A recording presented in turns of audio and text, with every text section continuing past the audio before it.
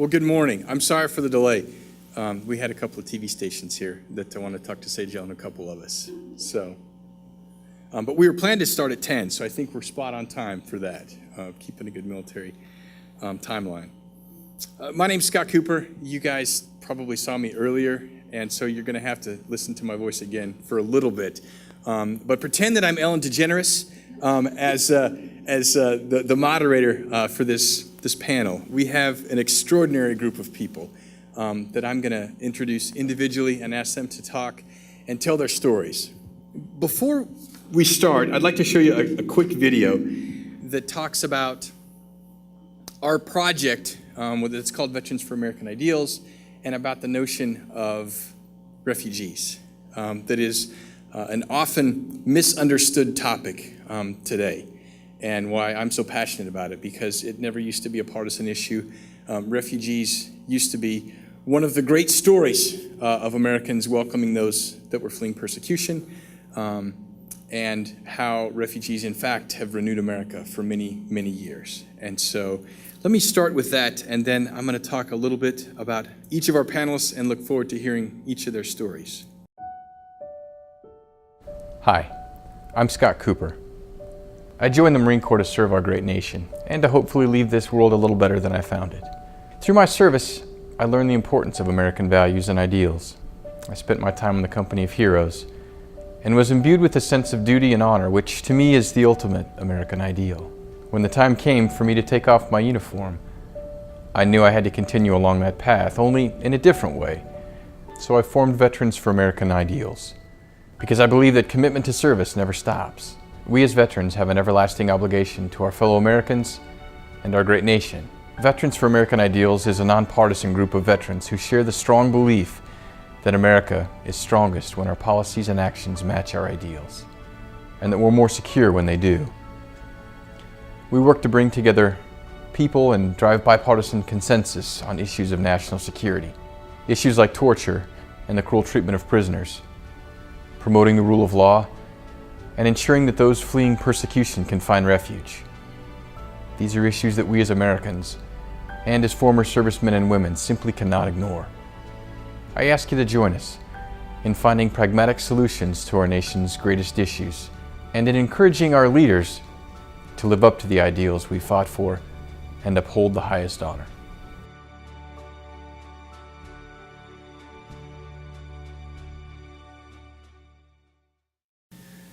So that's a quick background. The premise is this: veterans, those wearing red today, probably unfairly get more respect than we deserve. You served in the military, people say thank you for your service, and suddenly you're branded with this title hero. And I can tell you, for one, I never did anything brave in my entire life. And so with that unfair good reputation, what are you going to do with it? I would submit that you need to use that clout and power for good. And that's what all of these people are doing today. I'm going to spend a few moments of quick introduction, and then I want to hear each of their stories. So first, on my immediate left is Brandy Baxter. She's an Air Force veteran. She's the director of the Attitudes and Attire Boots to Heels program. And she's also the spouse of a veteran, the mom of two quite darling daughters, and serves her community through her church, her employer, and several other nonprofit organizations.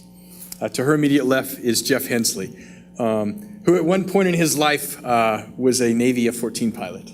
And he's also the clinical director at eQuest and a leadership fellow with Iraq and Afghanistan Veterans of America. If you don't know what eQuest is, it's a horse therapy program that is extraordinary. I got to go out there 2 days ago and ride around and see what they're doing, and it's just quite extraordinary.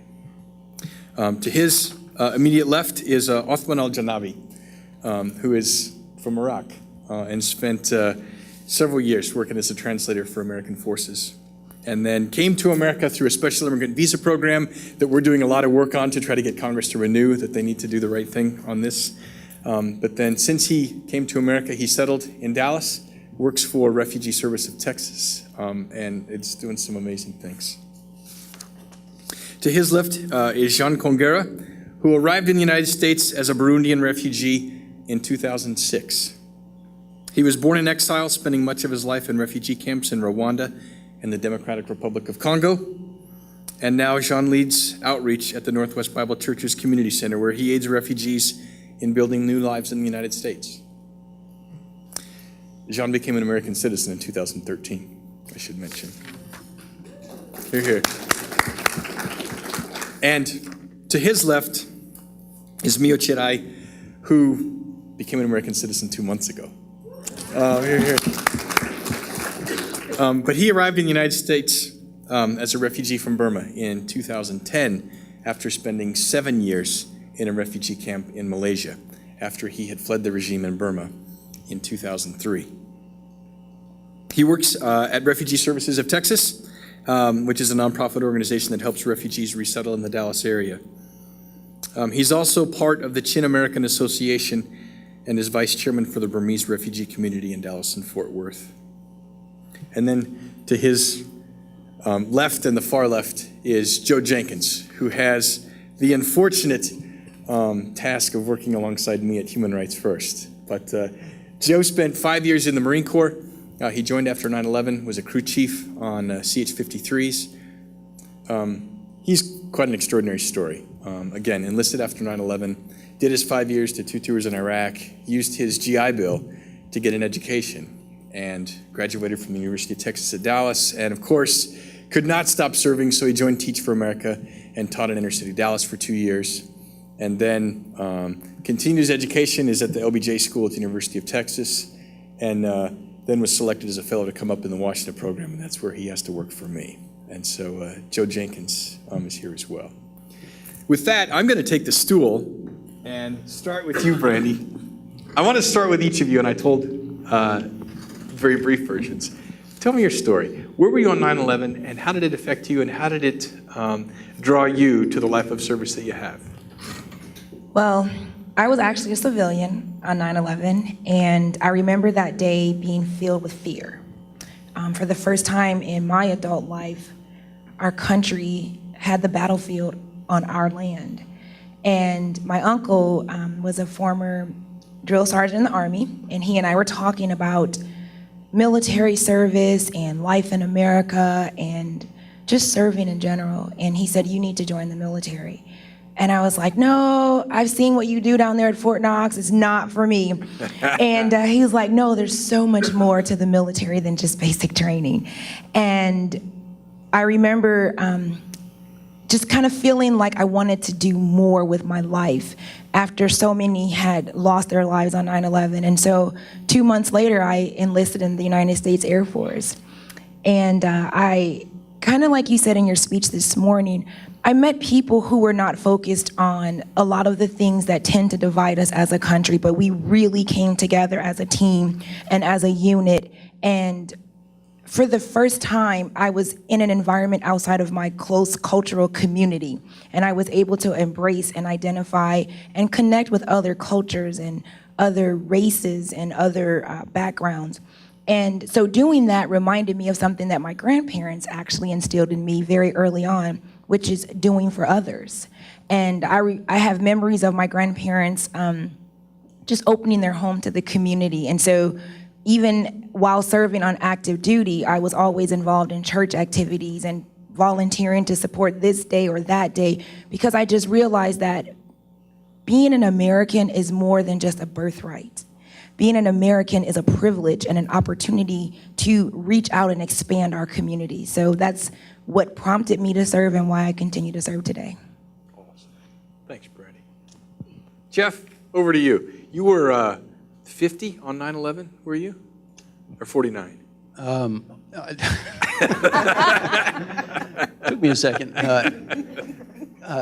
No, I was living a very different life on 9/11. I was a pilot for United Airlines, and on that morning we were actually on the last leg of what was supposed to be the end of a 4-day trip, and so we launched out of Hartford, Connecticut that morning, and we were part of a bank of I think maybe 11 United aircraft.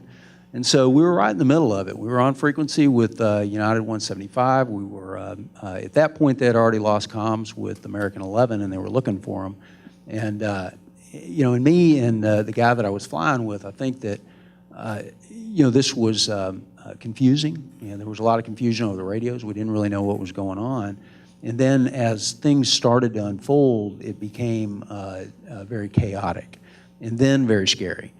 And so I think we were airborne for about 4 hours on what was supposed to be around a 2-hour flight, and we wound up dropping into Indianapolis, diverting into there. And that's where, kind of the scope of what had happened began to become apparent to us. And I can remember at the time there were a couple of thoughts that I had, and the first was, oh my God, all those people that just died. And then the second thought that hit me that I remember very clearly was thinking that nothing is ever going to be the same. And that's certainly been true in my life. I think it's been true probably in all of our lives. I watched United Airlines start spiraling downhill pretty quickly after that. We began furloughing pilots by the hundreds, and United declared bankruptcy very shortly after that. I got furloughed after about 1.5 years, but it happened to coincide with my reserve unit calling me back to active duty. So there wasn't really any downtime for me, but this activation was to go down to Kingsville and be a full-time flight instructor. So I loved being back on active duty, and I loved working with the new aviators that were fixing to go overseas.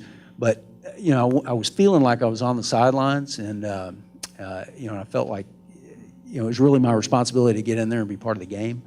So in 2005, I went ahead and accepted a voluntary recall back to active duty to go out and to do a civil affairs job in Iraq. And so I spent 1.5 years working with an Army unit, and very, very different for me. It's the first time I'd been out of the cockpit in 20 years. It was a very long, very difficult deployment. I had a couple close calls, had a good friend of mine that got killed. And when I came home, nothing was the same again. Nothing fit, and I really had a hard time finding what my fit was going to be in civilian life. Wound up going through divorce. My kids came to live with me, of which I was wholly unprepared to be the stable influence that they need in their lives. And I think that point was when I finally reached out and got some help. I wound up seeing a counselor, and I put my children in working with a counselor who was doing equine therapy. And so that whole experience, it really got me thinking that there is something to this counseling thing, and there's something particularly special about the equine therapy.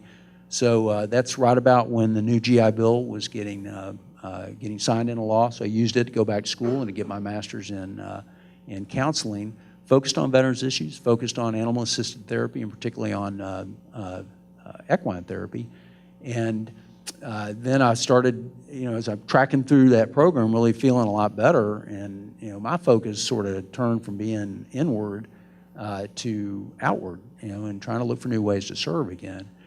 And so, I found that in veteran advocacy. I got very involved with, geez, I thought I had that turned off. I got very involved with Iraq and Afghanistan Veterans of America. And then with a group called the Michigan Continues, which we've got a few of their members back there.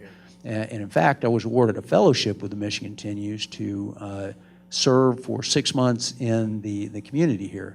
The place I served was at eQuest. And eQuest does, like Scott was saying, equine therapy for veterans and military families. And I finished my fellowship up there, helping them to build their veterans program. And when it was over, I got hired on full time, and I've never left.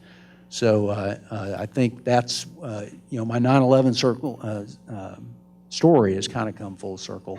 I'm working with a lot of the same people that were struggling with the same issues that I had, now doing it on the other side. And so that's been really, I feel good. I sleep good at night. Yeah. Amen. Thanks. Hoffman, tell me, how did you come to America? And start at the beginning. Okay. Let me just start go a little back. I don't want to start Please. from how did I come here. First of all, I was a college student at University of Baghdad College of Education, English department. And I saw the most beautiful woman in the world. And I just walked right to her, and I told her, "You want to marry me?" And she looked at me and she said, "I do." And yeah. And At that time, I didn't have a job. I didn't have money. I used to take $5, like something about it's 5,000 dinars, which is almost $5, and from my dad every day to go to school. So I was like, holy God, I need to get a job. And yeah, and I was looking. And what year is this? That was 2008. Okay. Yeah, and I started to look for a good paying job, and then one of my friends suggested that, why don't you speak good English, so why don't you go to work as an interpreter? And I was like, good idea. Can I? He said, of course. You just got to do the test, and you should be good. So I went there. I had the screen test and the drug test and everything, so I got accepted.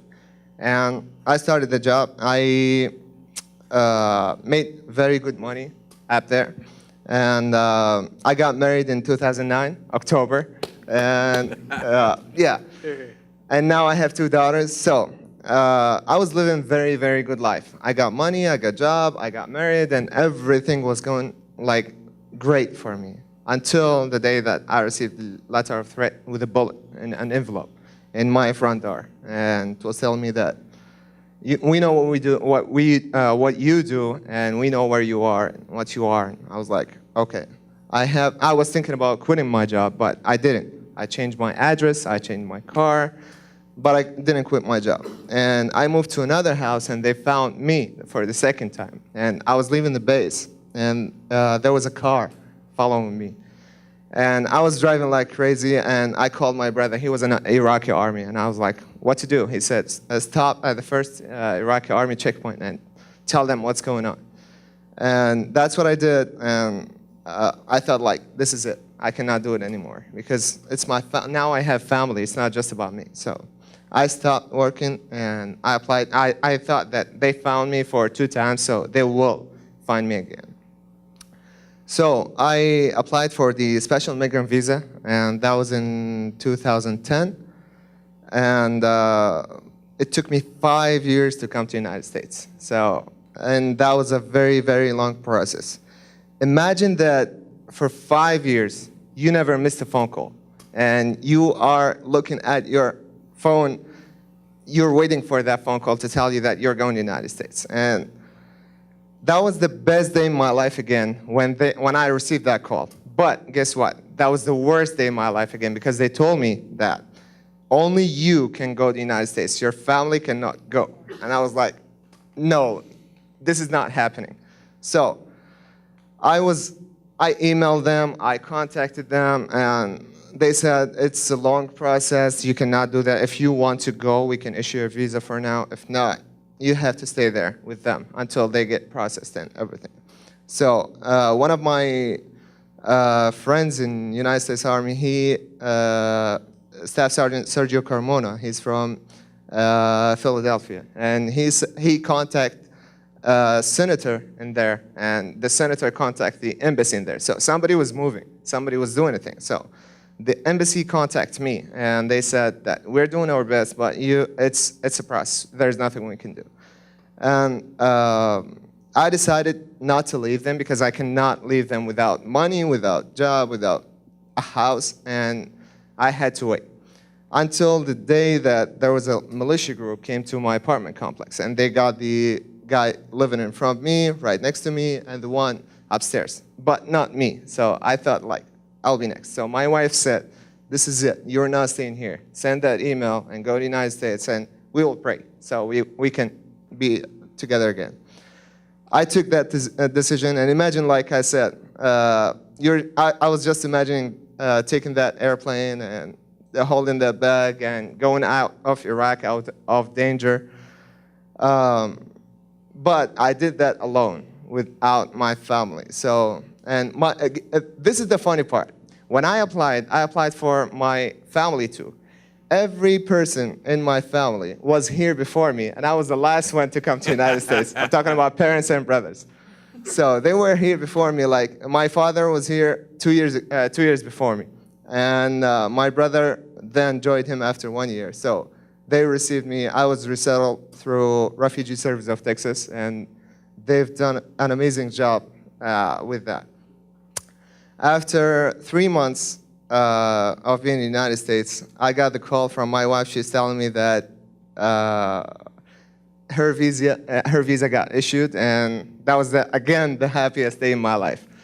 And after 2 days, that was the worst day again, because their visas were lost in DHL, and you have to start over. And it's just a long, terrifying process. And after that, it was found, and they joined me after being 3 or 4 months here in the United States, and we're again together. And I started to work as a cultural orientation case manager with the Refugee Service of Texas. So that's how I got here in the United States. That's a great story. Thank you. Here, here. I show my bias because people like Hoffman risk their lives for us, and keeping faith with them, not leaving them behind, is so critical. So I find a lot of times we have to go to the State Department and stand on their desks and say, don't tell me about this bureaucracy. You don't understand, how important timeliness is in these kinds of decisions. And so his story is just so impactful to me, and one that we want to tell over and over again, especially as, for instance, Congress is debating this, trying to figure out how, and again, there's overwhelming support for it. We just have to figure out how to get them to do the right thing and get past themselves. And so, thank you for what you did for us. And so we're so glad to see you here. Absolutely. So, Jean, tell me a little bit of your story. So one of the challenging things to me is when you tell to tell stories, so you got to be careful, because I may end up using African time and then take so long. So what I'm trying to say is you got to watch me. So it was in 1972 when my parents left Burundi and they fled to Rwanda because of the civil war was happening in Burundi. When they get in Rwanda, they start life with United Nations High Commission for Refugees. My parents used to tell me story on how they left Burundi, but to me, it didn't make sense. But in 1994, during the genocide, I faced the reality. When I saw my mom, she came home and she told me, my son, you need to pick up everything. We need to follow other refugees, otherwise we're gonna be killed. I never thought that was the day we would never look back. We left Rwanda, but while we were leaving Rwanda to DRC, I got to the place when we were trying to get ready for the next day. They shared the bomb to the place where we are scattered. The whole family ran to their different direction for their life. And the time even we left home, my father wasn't at home. So I spent the whole night without knowing where my family was. In the morning, I saw a group that is saying, okay, let's go back to the war zone. We know they might kill us because there was no bridge where we're supposed to cross. I heard other people say, let's move forward even if there is no bridge. You never know what God can do. So I followed those people. When we get to the river, my mom was around there, and then she was about to pay the fare, so we were able to cross. We get to the other side. We didn't have any clothes. We didn't have any food, anything. I remember I had to borrow my mom's clothes to cover myself because I didn't have another one. It was so humiliating, very humiliating. So we continued, we got in DRC. When we got in DRC, many people died by diarrhea. My grandfather died over there. We didn't have a chance to bury him because there was no way to bury him. The only thing they did, they took my grandfather's body, they put it just in the street, waiting for Red Cross to come and pick up. We don't know what happened to that body. My friend, it is one thing to see your loved one dying, but it's another thing when you cannot bury one. That time, my mom and my grandma also had diarrhea, and I knew that they were going to die. But I prayed and said, God, my father is probably dead, and you see my grandfather is dying. He died already. We're the one we're relying on. Father, do not kill my mom and grandma, because if they die, I don't know what I'm going to do with my brothers and sisters. Thank God they did not die. In 1996, in DRC, we had another war in refugee camp. I remember during the night, seeing the bullet flying in the night and hearing orphans calling for their lost relatives and the parents. I said, God, I know you cannot protect me anymore. The only thing I want, send a bomber to destroy me, because I don't want to be killed by machetes, because people were being killed by machetes and big knives. But you know what? God sometimes, he does not answer our prayer the way we ask. He did not send a bomb. But the camp was captured by fighters who sent us back to Rwanda. When we went back to Rwanda, Rwanda was like, you know what? We just come from genocide. We have our problem. And now these are refugees. You are Burundians. And you cannot go back to Burundi. You got to find a way to resolve this issue for refugees. That's how they try to look for the countries that we may accept us. I heard the story that UN was going to take us to United States of America. I was so excited. But that process took so many years, took so long. Finally, in 2006, around 10 a.m., like in December 19, we ran to DFW. To us, it was like a miracle. IRC, I came through the International Rescue Committee, IRC. They took us and gave us a permit. They started teaching us about new life in the US. By the time I came, I spoke English, and I started helping my family, because I was the only one who could speak English. Started helping people in the community. And then I get a job at Presibi. I started working as a housekeeper, and it was tough. And the first time I even saw snow, I said, I cannot go to work. The next day, my caseworker said, you should not do that. So, and then I get another job. After 4 years, I get a job at a SMU, where I started working over there, helping refugees. I found many refugees were going, like, getting fired from their job, not because they don't know the job, but because it is hard, even to train somebody who doesn't speak English how to clean a toilet or something like that. But they made him a supervisor, because I could understand more about refugees and say, okay, I will clean toilets so you know how to clean it. So God was just connecting me with the people that I would eventually serve. Then IRC hired me to work as a caseworker. Then after a few years later, Northwest Bible Church was going to start a ministry to help refugees in the Victory.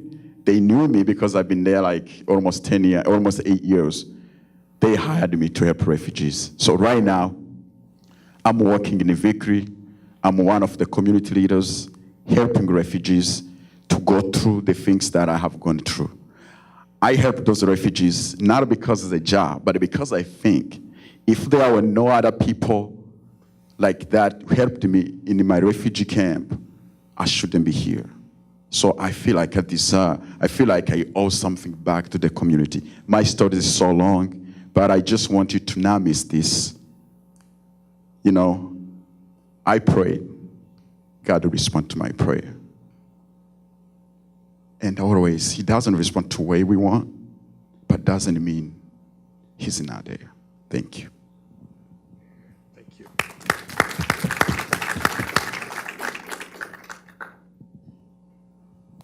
Wow. So we have all these extraordinary stories. We have two more. Mio, yours is equally extraordinary. And so tell us how you came from Burma to the United States. Ladies and gentlemen, good mornings. Firstly, I would like to apologize for you. My English vocabulary is a little bit difficult listening for you, but I will try for better for English. First and foremost, I would like to thank those who organized this event that has given me the opportunity to share my story with you. My name is Myo Chee. I left the country of Burma with my family as refugee in 2003. I have been in the US for 6 years, and now I am a US citizen. I currently work at Refugee Service of Texas as employment case manager. I also work part-time at the Burmese Chin American Association, Dallas Forward, as I'm vice president. I love working with refugees because I have been one myself in Malaysia's refugee camps for 7 years. So I know the problems refugees experience in the world. Most refugees do not have easy access to employment, education, health, and most importantly, basic human rights, because they are hopeless, homeless, still sleeping in the forest. So I would like you to be involved in helping make refugee life easier and less frightening, especially in the refugee camps where they can live for more than 20 years. Some way to help includes providing resettlement opportunity to come to the U.S., providing better service after arrival, which help achieve their American dreams. In order for these people to become self-sufficient, we will need continuous support from the communities of the refugee. The size of the refugee crisis our world is facing is very large, and will need the works of us all in order to provide help for these struggling populations. As war and violent eruption, diasporas inevitably manifest, causing large population to flee and seek asylum elsewhere.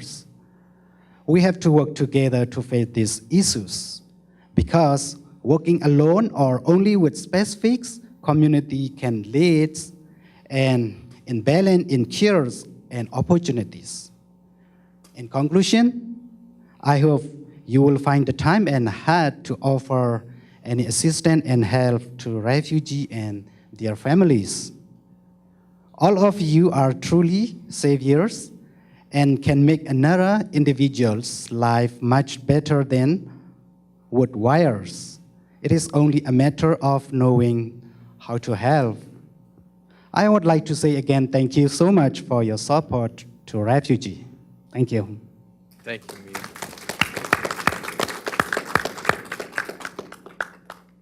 Joe, over to you. Hi. Thank you for coming out. Wow, right? Wow. Yeah. Amazing. Another round of Yeah. applause, please. So I'll be brief because, one, my story doesn't match anything as powerful as that. And every minute I take away from these panelists, I think I do you a grave disservice. So I just want to tell you where I was on 9/11. I'm probably a lot younger than most of you. I see. Actually, maybe not. I was a junior in high school, and I was sitting in class, and they actually they had little TVs in our classrooms, and they turned it on, and I didn't understand. None of us understood. Nothing like that had ever happened in our lives. And I got home, and my parents were crying, and I knew that, like Jeff said, the world was going to change forever. I knew that. But what happened afterwards was something that I also had never seen. I had seen the country and the community and my family just come together in a way that I've never seen since. And I'd be lying if I was going to tell you that I didn't join the United States Marine Corps directly because of feelings like that. And that feeling of unity is something I got in the Marine Corps. I got that camaraderie. I got that shared sense of purpose and value that I think is so important to all of us, and that I got from that. Then I took off the uniform and came home, and it felt missing, felt empty. In these divisive times that we're going through now, we feel more divided than we do unified. And I want to feel that way again. And I'll tell you one thing, I feel it right now. That's what I feel right now, is a shared sense of purpose, shared sense of community. And I would tell you that the same reasons that I think I raised my hand and joined the United States military, that's the same reasons that they came to the United States.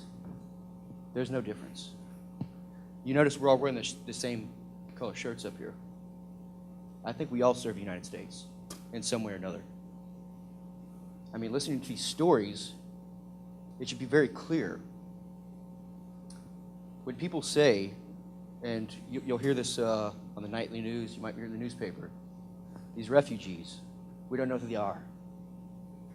How can we properly ensure our American security? We don't know who these refugees are. We know who they are. They're right here. We have their stories. They're talking to us. And there are so many left. 65 million people displaced. Worst refugee crisis since World War II.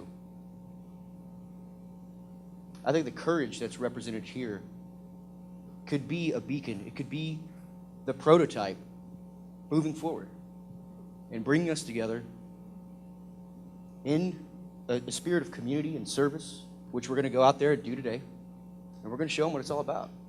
That's what I have to say. I'm just glad to be here. I don't want to take up any more time. Thanks, Joe. So I'll pass it back to you, Scott. Awesome, Joe. Thank you. We've got about 20 minutes. I don't want to dominate the conversation, and certainly would love to have questions from you guys.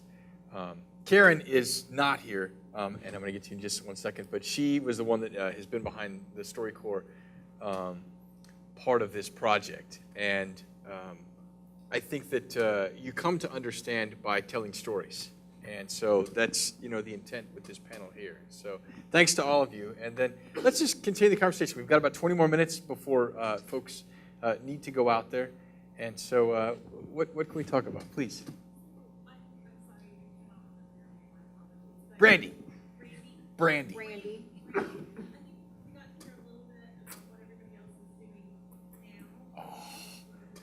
Yeah, you got to hear Brandy's story, what she's doing now. Tell me about this. I mean, she is empowering women veterans like no one out there. Thank you for asking that question, because as they were talking, I was like, oh man, I forgot to tell them what I'm doing now. So besides being a mom and a wife and all of that other good stuff, I lead a program for women veterans, teaching confidence and self-esteem. We recognize at our agency, Attitudes and Attire, that although it takes bravery and courage to wear the uniform, oftentimes that bravery and courage, like Joe said, you find lacking when you take off the uniform. All of us, especially as women veterans, become part of a core and a team. And a lot of women, when they come back home, they feel disconnected. The responsibilities of being a mom and a parent and all of that kind of take over. And so I get the distinct privilege of creating a very safe environment for women veterans all across the Metroplex. It's like one huge pep rally. I remind them of how awesome we are as women vets and why it's important that we celebrate our own service so that the conversation can change. When we think of a veteran, most likely we think of a Caucasian male with a missing limb. And so one of the things that I advocate for is changing that narrative and reminding our communities and our country that women served and we served well. That's one of the primary things that I do. Also, like Jeff, I am a Mission Continues fellow alum.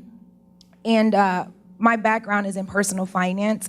And so I had the privilege of working with YWCA of Dallas, now called WINGS, teaching financial education to impoverished families. And that was amazing work, because so often financial literacy is one of those unspoken things that is causing a lack of confidence in women. And so that's another privilege that I have of serving in that area. I'm also an Iraq and Afghanistan Veteran of America leader. And so when I'm not working with women vets, I'm helping to organize and support vet-togethers for vets of all war eras who come together and just create another bond, extend our community, help us reconnect here at home. Because a lot of vets, I think Joe said it best, when you join the military, it's life transforming. You literally stop being an individual and you become part of a collective. And so many of us are longing for that. So as an IAVA leader, I get the opportunity to create opportunities for others to come together and do that. I'm also... Keep going. I'm so sorry. My mom is like, how do you have time for all of this? But I also lead a small group at my church, working with married couples, doing couples counseling and coaching. I teach for women's groups. My passion, in addition to women's issues, is also children. So recently I've become involved with an organization called Mothers Opposing Bullying. And I just really love what their mission is about. And so I've added that to my cap of activities that I get involved in. Because as the mom of 2 young daughters, that's an issue that I think we don't hear a lot about. And our children need the support of their communities. And so that's just something that I've kind of taken the mantle on as well. Awesome. Yeah. Other questions from the audience? Please. Because you could have applied to go anywhere in the world, live anywhere in the world. And so as we talk about the ideals, the premise behind the ideals, American ideals, what made you choose America? Why did you want to come to America versus anywhere else in the world? I don't know the other side, but I would like to tell you that in the refugee camp where we were, because we had no choice, we had nowhere to go, I would say with the refugees, what do we know about in the refugee camp? You don't choose which country. They just find the country and then decide. But for me, I prayed before I come. I said, God, you choose the country where we go, so where I'll be able to serve you and serve your people. I don't regret that I'm in the U.S., but I did not choose it. For me, I didn't know first that I can come to United States as special migrant visa. Until, like, when I was talking to a friend of mine on Facebook, he's a U.S. military, and he said that how's things going out there? And I told him it's bad. I received like threats and stuff, and he said that, why don't you come to the United States? I was like, can I? He said, of course you can. And I was like, I have no idea. And he said, okay, I'll look for it, I'll let you know. And he did some researches. And I asked the other interpreters that I know, they told me how to do it, and I applied for it. Over there, we didn't have a choice. If, like, to go somewhere else, that's the only choice that I had. And like he said, that when your life is in danger, you don't think like, where are you going? How is it going being there? Or you just want to get out, you and your family out of danger, and you don't have a choice. And for me, when I living in the refugee camp in Malaysia, I have no hope, and I don't think so. I came in here because when I living in these refugee camps, I'm very luckily, and I don't have no hope, no futures. How is where I going, and because my life is very dangerous for when I live in the refugee camps. There's Malaysia also. The government is always they are disturbed for refugee, this persecutive. We cannot walk in anywhere. We are always living in refugee camps. There's this time we are very lucky, and the UNHCR is give a big opportunity from resettlement in this country. So that's why I came in here. I start my basics, my everything. I start to basics too with my family also. Then now I'm very, very thankful. That's why I told you, you are the savior, the second savior for us, for refugee.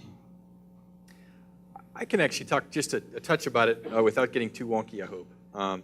As Joe mentioned, there's 65.3 million refugees in the world today. And the way the process works is a refugee begins by registering with the United Nations High Commissioner for Refugees. And so when they register, then they are given a date for an interview. Oftentimes the first date they're given is about 6 years in the future, believe it or not. And so they go through a process of interviews with the UNHCR in which they have to prove that they are in fact fleeing persecution or violence. And then from there, the UNHCR refers them to one of 30 countries that accept refugees. The United States happens to be one of those 30 countries that accepts refugees. So they didn't get to choose America. They won the lottery, literally. And then when they refer to the United States, they go through a series of about 5 or 6 interviews. There are mobile teams that are led by the U.S. Customs and Immigration Service, partnering with the Department of Homeland Security and the State Department, and go through, again, this series of interviews in which they go through background checks, biometric data is taken on each of you, fingerprints, all of that, and they have to verify that, yes, in fact, you are a refugee, that you would not be a threat to the United States. And from there, they go through the process of being vetted by the State Department of Homeland Security. If they get through that process, then they go through, and if they haven't already had a stroke, they go through medical screening to see, that they don't have any diseases or something that they might be bringing to the United States. And then they get to come to the United States. So for instance, Mio waited for, 7 years before he could come to the United States. So that's, the process that they do, in fact, go through. That again, is little known in how it works. Did you have something to add on to that, Joe? Yeah, Jean, please.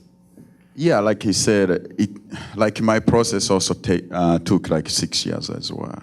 And also, I'm not saying this to offend anybody, but I would say that my impression through the whole process, I say, why U.S. will hire the meanest people to do the process? Because it is really hard. They ask you tough questions. The no is not no, yes is not. You got to have a lot of things to back it up. So you are asking the question in the other way. So it is really hard to go through that. When you start the process, I would say that you have maybe 0.5 chance that you will come. So, and the other thing that to know is, I should have said this before, it's like any refugees that you will see or you will meet, they are deaf survivor. They could have been dead. Yeah. There's an expression that one of the lawyers I work with, I never thought I'd use the term noble and lawyer in the same sentence, but we actually have some extraordinary lawyers that work for us at Human Rights First that do pro bono representation for refugees. And she's just extraordinary. And the way she put it to me is she said, you don't put your child on a boat if you don't think that where they're going is going to be better than where they are. And I thought that really captured it for me in trying to, kind of explain this. So we're so glad that you're here. Yeah. Amen. Other questions? Go ahead. So how does it work when you have a family unit, like does the student have like a mom or grandma, or brothers and sisters? Do they try to keep together? How does all that work? Normally, it's supposed to work that you get like the same cases, the same country. They try to do that. But most of the time, because of the time pressure, because of the situation you are in, like he was saying, sometime mom can go first, dad can go first, kids can go first. Most of the time, you don't come together. But for my family, we have been blessed. We came the same day in the same airplane, which doesn't normally happen. Go ahead. First of all, your stories are so humbling. I can't even imagine what it would be like to live in a refugee camp in a war-torn country. Thank God that I can't imagine that. But you guys are all American citizens now. You live in America. This is this is your home. This is your home. But at what point did it feel like home? At what point what can we do as Americans to make you feel at home? Because I can't imagine having to go to a new country and try to acclimate to that culture and to feel at home there. So what can we do as Americans to make you feel at home here in America? When I was in the Army, the guys were next to me. When I put the uniform, they treated me as brother. And I remember that I was going to school and going to work. And I had to wake up 4 a.m. in the morning and to go to school and then come back to work, something like that. So they were putting signs on the doors. Our interpreter is sleeping. Stay quiet. Do not say anything.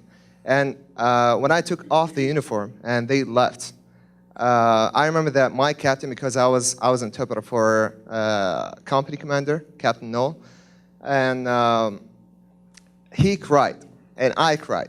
And to be honest, I thought this is it. Like when we say goodbye, everything is going to end. But when they were struggling here to get me over here from Iraq, they started an online petition with the White House, and they needed 10,000 signature in 1 month. If they got that number, they would get me like this in here. Unfortunately, they only got, the first one, they got it 250 signatures. For me, like for the number 10,000 and 250, that's this much. It's not much. But for me, it is much. All the people that I served with, they signed it and they submitted. That means a lot to me. Even if I didn't get here, but that means a lot to me. And everybody was calling me. Everybody was like, are you safe? Do you need money? Some of them offered money. And if we can help with money, can we send you money? And I was like, no. They were doing almost everything they can.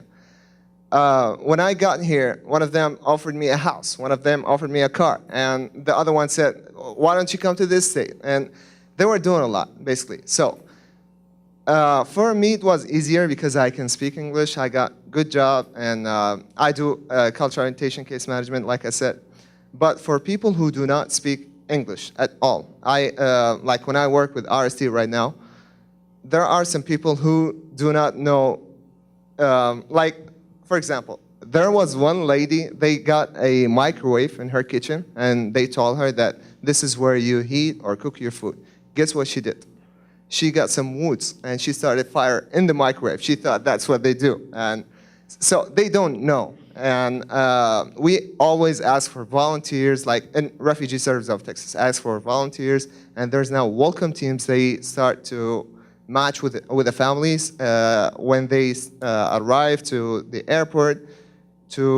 I think it's up to 6 months. They will take them everywhere. They'll do their applications and help them in every way it's possible. So if you, like, for example, if you're looking to way to help them, there is a lot of ways that you can do. And for example, this is one of them, volunteering for a resettlement agency. That would be perfect. So.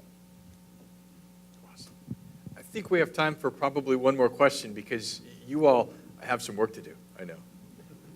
Go ahead. As an employer, I just wonder, for the refugees that came through, how challenging was it to connect with employment opportunities and sort of who helped you with that and what, how did you fix that? I like that question. As employer, it is very hard because when you hire somebody, sometimes you cannot even communicate.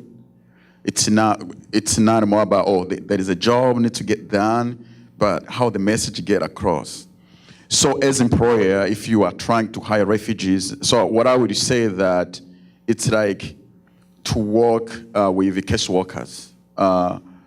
Because those case workers, they can really bridge the gap about culture, about language, and about even a lot of misunderstanding. But I want to warn you that working with refugee, it's a huge blessing, but it brings a lot of challenge.